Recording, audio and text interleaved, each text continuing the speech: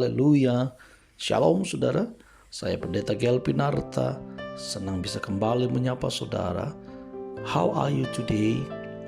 Tema kita hari ini adalah pemeliharaan Tuhan. Pembacaan kita terambil dalam kitab Yunus pasal yang kedua, ayat 1 sampai dengan ayat yang ke-10. Namun yang merupakan nats kita, saya bacakan di ayat yang ke-7. Demikian firman Tuhan. Ketika jiwaku letih lesuh di dalam aku, teringatlah aku kepada Tuhan, dan sampailah doaku kepadamu ke dalam bait-Mu yang kudus. Saudara yang diberkati oleh Tuhan Yesus Kristus, Full Life Commentary mencatat ada 7 mujizat Allah dalam kisah Yunus. Mengirim angin ribut yang pertama di ayat yang ke-4 dari pasal 1. Yang kedua, mengatur undian sehingga Yunus kena undi, ayat 1 ayat yang pasal 1 ayat 7. Kemudian meneduhkan laut, pasal 1 ayat 15. Mengatur hingga seekor ikan besar menelan Yunus, pasal 1 ayat 17. Memelihara Yunus tetap hidup di perut ikan selama 3 hari di dalam pasal 1 ayat 17 juga.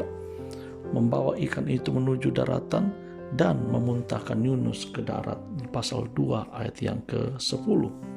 Saudara yang dikasihi Tuhan, sayangnya ada satu mujizat terpenting yang terlupakan oleh penulis tafsir dan banyak orang, yaitu pertobatan Yunus di dalam ayat yang ke-7 dari pasal yang kedua yang menjadi nats kita, saudara. Dalam pelariannya menjauhi Tuhan, seharusnya Yunus binasa.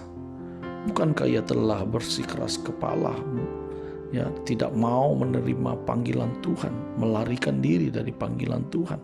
Namun saudaraku, Tuhan sanggup menjamah dan mengubahkan hati Yunus. Seperti Tuhan tidak menghendaki penduduk Niniwe binasa, Tuhan juga menyayangkan nabi yang memberontak dan melawan panggilannya.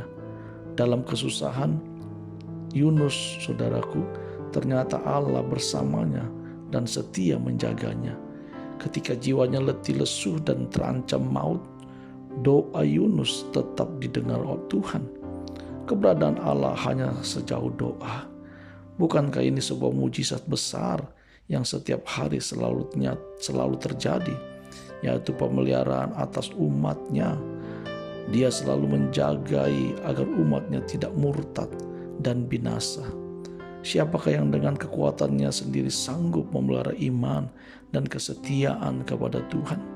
Saudara bisa bandingkan dalam Ibrani pasal 6 ayat 4-10 dan juga di Roma pasal 5 ayat yang ke-9. Kita bisa membaca di sana tentang kesetiaan Tuhan yang luar biasa. Saudara yang dikasihi oleh Tuhan, sikap Yunus adalah cerminan real sikap kebanyakan orang Kristen. Tidak peduli jika musuhnya yang berdosa binasa, tetapi berteriak memohon pertolongan ketika dirinya sendiri terancam bahaya. Karena itu saudara, mari kita ubah sikap hati kita yang keliru ini. Kita harus belajar untuk selalu mengingat tentang kebaikan Tuhan. Apa yang kita dapatkan dari renungan How Are You Today hari ini adalah mujizat terbesar adalah ketika Allah menjamah hati kita untuk berbalik kepadanya.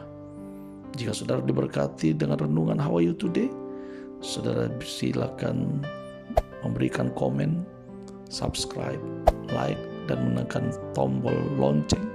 Juga sharekan kepada sahabat keluarga saudara supaya mereka juga dibangun, dikuatkan, dan diberkati dengan berkat yang sama, dan juga demi kemajuan pelayanan media kami.